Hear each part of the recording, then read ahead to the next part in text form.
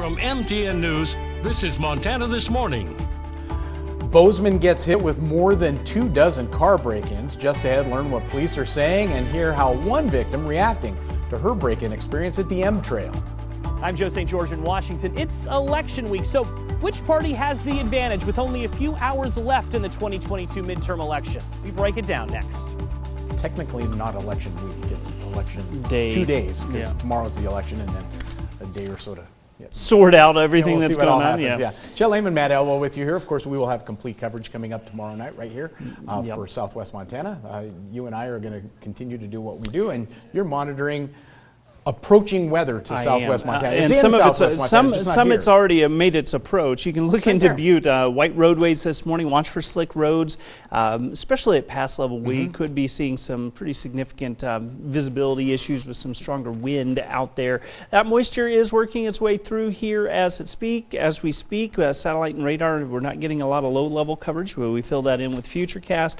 Bands of heavier snow through about the noon hour should let up for most of the area around the noon hour, and then here we go again, another batch of moisture heading back this direction. Models are coming in trying to drop some of the snowfall totals. I think that stands to reason. Temperatures holding into the 30s. For now, we'll see some slick roads for the afternoon and evening, not to mention the ones that are already slick. We'll talk more about the timing of all this coming up in just a few minutes. Thank you, Matt. 6:32 now. Bozeman Police Captain Joe Swanson says 30 cars were broken into last month. Jane McDonald spoke with some people who had it happen to them and retraces what happened to one woman at the M Trail parking lot. It's just, you just feel violated. You just feel like, you work so hard and then someone does something like that. And I think I just had it like right here.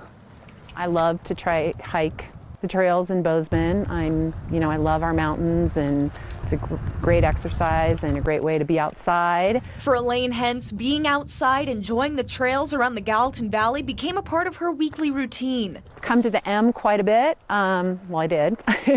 It used to be a couple times a week during the nice months. She would come out to hike the iconic trail, but now she hasn't been back in weeks. So it was probably about 5 o'clock, maybe a little after 5 o'clock. And I just parked right in a parking spot. It was very busy, very busy. Didn't even think about it, wasn't worried. After a 45-minute hike, Elaine came back to her car. Still, tons of people here. Got in my car and just noticed that my back passenger window was smashed. And it took me a minute to realize it and realize that my purse was gone. And I have tinted windows. You can't, you have to like definitely go like, it's even hard to see it. My purse was not completely hidden, which, was my error, but it wasn't in full sight. Elaine's mind went to what was in her purse, credit cards, ID. They just have all that stuff, and it's just like this ick kind of feeling. Elaine got in touch with her credit card companies and the Bozeman Police Department. Unfortunately, we've seen a significant amount of cases, I think close to 30 in the last month. Captain Swanson says that car break-ins happen year-round, but happen more often in the summer, not on the brink of winter. But what we can tell you, what we're seeing right now is kind of a variety. People are not locking their cars. They're leaving valuables that are visible. We haven't seen a lot of this, but these suspects are breaking out windows. Elaine was just one person we talked with. One woman said that her car window was smashed at the Ridge Fitness, her purse gone. 3 cars broken into at the YMCA off Love Lane. When I went to the parking lot, you could see some glass on the ground. And another at this dog park. Window wasn't smashed as her car was unlocked, but after 20 minutes, her purse was gone too. So I talked with some other people that brought their dogs to the park. The fact that it was broken into in broad daylight was, it's Bozeman. I've been here for a very long time, and it's not something that you think of when you think of Bozeman. It just definitely makes you more aware of keeping your eye out for things, especially you don't expect those things to happen here. Some people that fell victim were able to freeze their account, and Elaine's credit card companies were able to stop some transactions, but not all. $1,000 was charged at Walmart, and the deputy she worked with was able to get a photo of a suspect. And what Elaine wants others to know? It makes me sad, but don't leave your valuables in your car. I wouldn't even hide it because I think that they're actually watching. And so I would say just leave leave it at home. All right, 6:35 now. It is a busy week in politics with 36 governor races, 35 Senate seats, and 435 House races taking place from coast to coast tomorrow. So with just one more day left in the campaign, what advantages and disadvantages are both political parties facing? Our Joe St. George takes a look.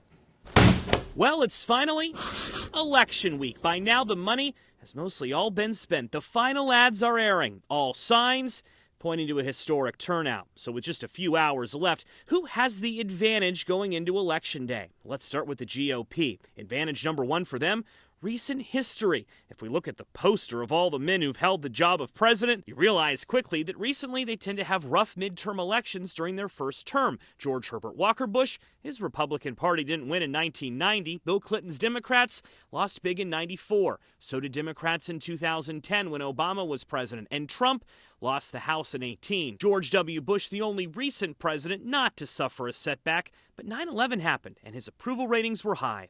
Republican advantage number two: inflation in the economy. While you can debate what role Democrats actually played in creating inflation, the reality is voters in nearly every poll care about this issue more than any other. And Republicans maintain the edge when it comes to who Americans think can fix it. My fellow Americans, folks can win. But don't count out just yet the Democratic Party, especially when it comes to the Senate. Democratic advantage number one: a friendly map and inexperienced GOP candidates. Of all these 9 swing states, Democrats currently control 5 of them, and all their candidates have a real shot at re-election. If Democrats just win what they already control, they'll keep control of the Senate. Democrats could also even flip a red state like Pennsylvania. Not to mention Republican Senate candidates in Arizona and Colorado, Georgia, Pennsylvania, Ohio, and New Hampshire are all running what experts say are solid campaigns, but not one of them has actually held elected office before. And finally, Democratic advantage number two: an unprecedented concern about democracy. This is the first major federal election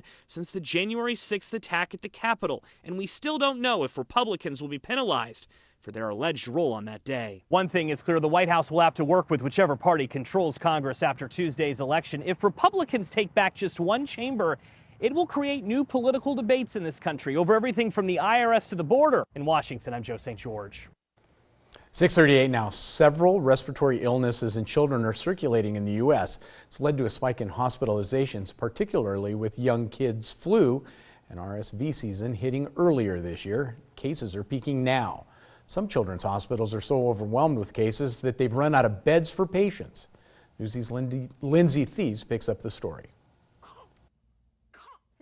Noticed her 2-month-old's cough and wasn't taking any chances. Respiratory syncytial virus, or RSV, is on the rise. Cases are peaking in many states and can be most severe in infants. We noticed that she was coughing a lot and had a really runny nose, and so we took her into the doctor and they tested her, and sure enough, she had RSV. In a lot of places, we do have the ability to test for sometimes COVID, influenza, and RSV all in one test that we can do in the office. Not every place has that, but some places do. If they have any difficulty breathing, take them for medical attention. Dr. Andy Shane explains most RSV infections last between 3 to 8 days, and usually the middle days are the worst. Most care will require keeping a child comfortable, making sure they can eat, sleep, and breathe. Sickness will look different in older children than in infants. Younger infants can't really cough with a lot of force, and that's one of the things that happens with RSV is that the airways become even smaller than they are. Doctors say the flu, COVID, common cold, and RSV symptoms are all very similar. For RSV, pay attention to any wheezing cough or panting like breathing. You'll see their neck muscles